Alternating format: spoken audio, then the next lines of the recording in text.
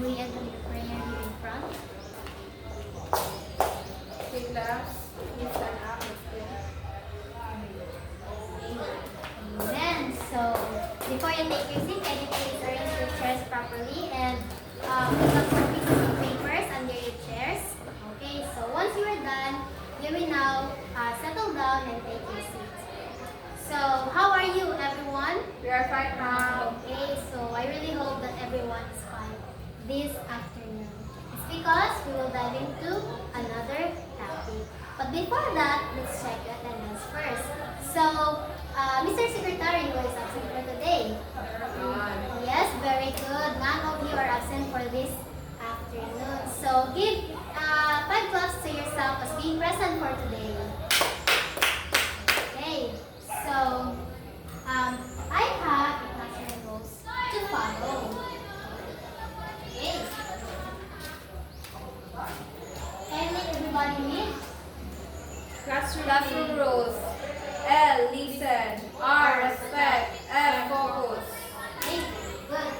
So I want you to listen everyone so that everything is clear. And second, also I want you to respect everyone here, especially me as your demonstrator for this afternoon. And that's it.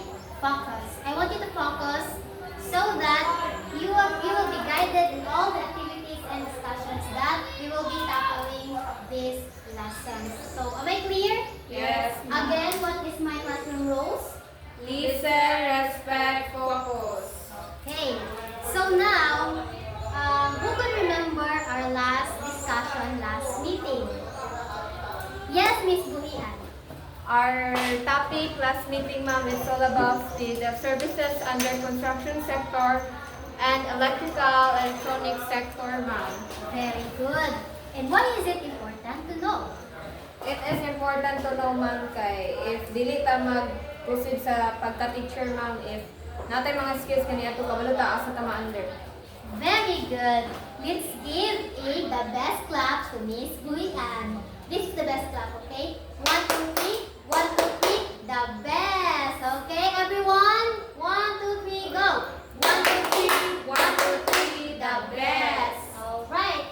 So now, before we proceed to our new topic, let's warm up our mind and body with an activity called show picture with jumbled words. Okay, so are you ready, everyone? Yes, ma'am. Okay, so here, I will show you a picture with missing letters. So, what will you do is, you will fill in the blanks what is the letter that missing to the blanks. So, get me? Yes, ma'am. Okay, so what is this?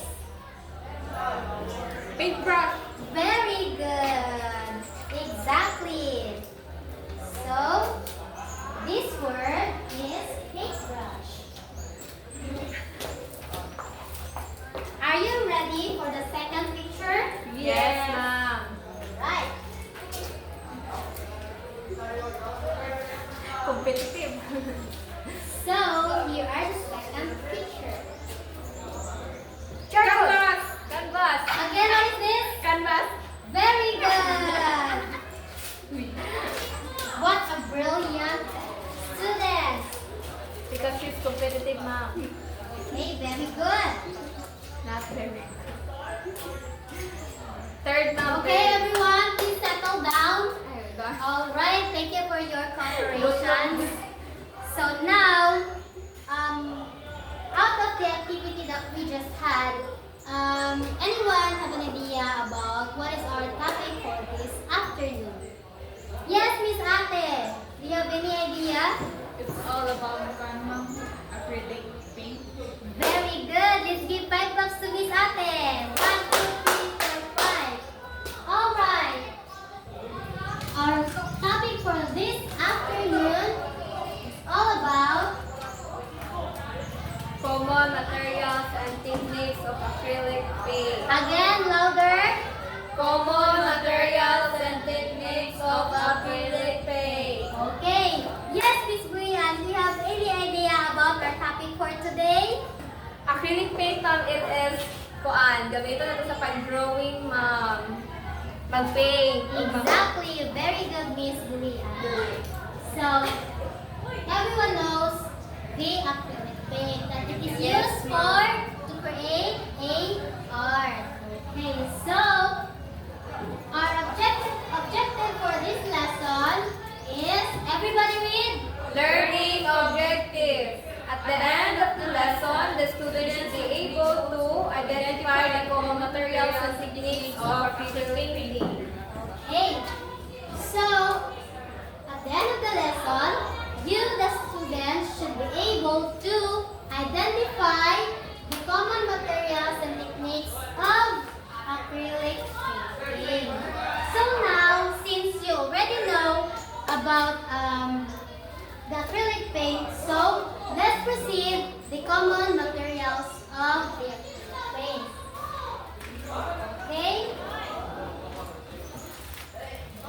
So, here are the common materials of the acrylic paint. So, number one is, Acrylic paint. okay, acrylic paint is, it is the common colors that will be applied to the papers, bond papers, or something that you could apply to create, to put the acrylic paint. So, have you seen acrylic paint in person now? Yes. Very good. So now, second is paintbrush. So paintbrush is used to apply paint or something in. So of course, if we had the acrylic paint, we have paintbrush. So what is the use of paintbrush? To put, for example, if you have the acrylic paint, so as you can see the picture, so the artist used a paintbrush to create or to apply the color or the acrylic paint. Okay? So next is canvas. So canvas is the most popular surface for painting with acrylic is canvas, which is available in many sizes. So in our previous semester, we already used a canvas to create an art. So canvas is used nga mo butang kaniya og art with the use of acrylic paint. So next is palette. Okay, everybody read. Palette. If the original sense of the word is a right flat surface on which a painter arrange and mix paints. Okay, very good. So palette, so the artists commonly use this to mix a color. Of course, no, di ba? So as you can see the picture, so artist is nagbutang siya of different colors and also i-mix na siya before i-apply sa canvas on papers or something nga ma-applyan mo. Okay? Very good. So, last. Palette knife. Okay, everybody read. Palette knife is a blunt. Louder, please. Palette knife is a blunt tool used for mixing or applying paint with a flexible steel. Okay, so also palette is also used to apply the I mean to mix the different color of the acrylic paints. Of course. Okay? Any questions, everyone? Okay, since none, let's proceed the techniques of the acrylic paints. So, how many techniques that we had? We have six. Okay, see, so everybody read the number one. Dry brush. Use a completely dry brush to create scratchy textured strokes. Okay, very good. So, here in the techniques, the dry brushes, you can also follow these creative techniques. Okay, so let's proceed to washing. Okay, everybody read. Washing. You'll use your Everybody read. paint with water to create a Translucent wash. wash Similar to watercolor. Okay, so if you want to follow this kind of techniques is you can use something that you could apply to your canvas. So for example is if you have a cotton, then imo na siya basan mo cotton kanang very enough amount lang po ng water nga dili lang kayo siya basa kayo nga as initulog po ng water, but also nga kanang ubagay na po siya nga ilang basa to create like this nga kanang i-mix mo na siya nga color para mo-create o translucent namin. Okay, so next is stippling. So an assemblage of the dots. So here is, if you have the smallest brush, and then imo na siyang i-apply of black na acrylic paint, and then you can add-ons or you can apply to the canvas to create a dots and kanang, for example is mag-print taw using a kanang dots na techniques. You can imitate or follow this kind of techniques. Okay, so third is detailing. So detailing is often used when an artist is nearing the completion of a work. Detailing should be done using much control and precision, working with a small, fine brush, apply details and clean lines where needed. Okay, so here is kanang imo gini siya, for example sa picture, imo ni siya nag-zoom. Or siya ga-zoom ka ba diyon? Kon hindi mo bitaw kanang with detail bitaw ng pag-apply through an art kay para perfect ang iyang pagka-art or ma-precise kita kini mga art. Okay, so next is splattering. So splattering is flick or splatter a wet brush deep in pigment onto your canvas. So, are you familiar with splattering art? Yes, we are commonly used on the internet. So some of social medias nga ang kanang mga artist is commonly used splattering, but kanang para maka-create siya og art, even though some people nga wala siya kanang knowledge about art, is wala sila kalibutan kung what is the meaning of splattering art. Okay? Yes, ma'am. Yes. So lastly is dabbing.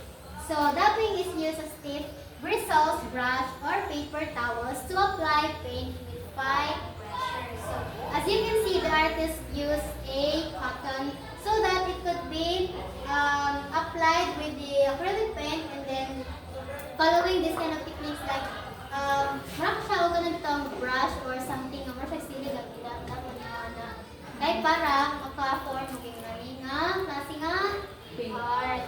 Okay.